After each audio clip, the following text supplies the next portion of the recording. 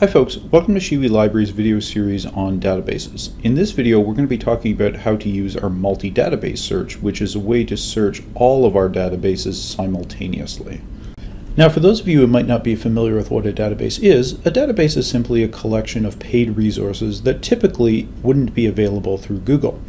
And databases are especially important in colleges and universities because oftentimes they contain scholarly or peer-reviewed articles, which is probably the most predominant information resource that you're going to use in your time as a student here. And oftentimes you'll only be able to find them through specialized databases. So in this video, as I mentioned, we're going to be working with Schewe Library's multi-database search. And the multi-database search is a special tool in that it combines all of Schewe's individual databases into one large mega search. So it's really great if you've got a topic that spans multiple disciplines or multiple subjects, or if you're searching a particular database and you're not finding a huge number of results. Sometimes the multi-database can get you a lot more. So it's an excellent tool for that. And you can see that on our homepage at ic.edu/library. If you wanted an individual database, you would click on the databases icon, but we're going to try the multi-database search today. So you can see right off the bat the multi-database search looks a little different than Google, and I'm highlighting the official name of the database here. It's officially called the Discovery Service for Illinois College, but we colloquially call it the multi-database search. Now, unlike Google, what you're going to do is type, if you've got a query, you're just going to type one term in each of the boxes here, and we can do an initial search and see what we get. So I'm interested, for instance, in concussions in college sports. So let's do a little search and see how many results we get. And because this is a multi-database, we should expect a lot of results. And we can see right off the bat, we're getting a little over 38,000 materials that have been returned by the search. And I would say that's too many. Now, one of the strategies that we've talked about in our other videos for getting a search a little more smaller and manageable is to consider searching your terms in the titles of articles rather than everywhere in the article itself. So I'm going to search the word concussions in the title of the article, and suddenly my results are down to about 5,000. And the idea behind this is that our results are now going to be more relevant, and we'll also have fewer of them to work with, so this is good. Now I'm going to try searching the word college in the title of articles, and again we should get fewer results, but more relevant ones. And hey, look at this, we're down to 385 results. So this is excellent. We've just shaved our search down by a huge amount, and the results are going to be of a better quality for what we're looking for. So this is great. And if we go down the list here, you can see just sort of a sampling of the types of things our search has returned for us.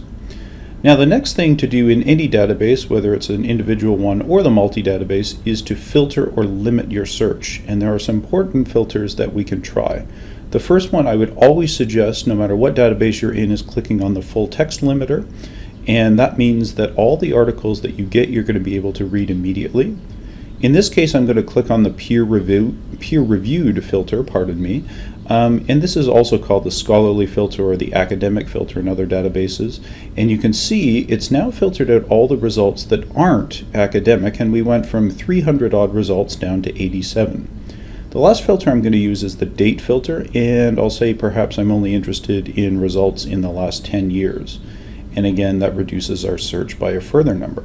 So limiters are great. They help your search really get into a good place.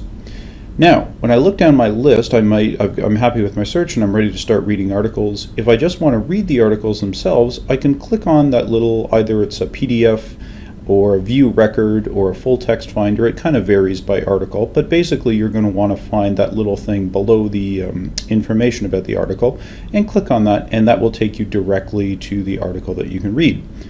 If, however, you would like a little more information about the article before you dive in, you can click on the record there, and it will give us some pertinent information about the article. Obviously the title's right there at the top. Usually there'll be some information about the authors. The source is very important. This is the journal or the magazine that the article was initially or originally published in. And oftentimes they'll contain an abstract as well, which is a little preview about what's going on in the article. So a description of what it's doing, maybe a discussion of the results, that sort of thing.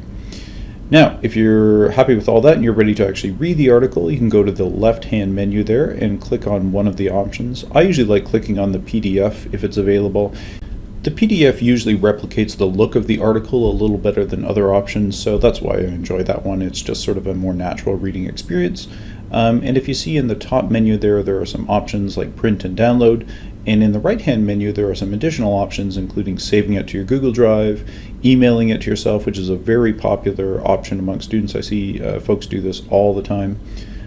Further on down that right-hand sidebar, we've got a citation button, which is excellent, and if you grab the citation for this now, you can save yourself some work down the road.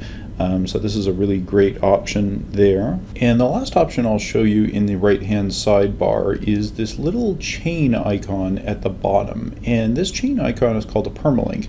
In other databases, it's sometimes called a stable URL or a get link, but in this particular database, it's called a permalink. And this is the link you have to get if you don't want to save the article initially or email it to yourself to get back to the article. And there's a lot of reasons why this is, but if you try and get the URL in your web browser, and I'll scroll up to the top just to show you what I mean by that, this guy unfortunately does not work and will not get you back to the article, but the permalink will. So once you've got that permalink, or else if you've emailed the article to yourself or saved it to a Google Drive, you should be good to go. I would say other than that, that's pretty much what you need to know to get a decent article through the multi-database search. So get out there and get a good search.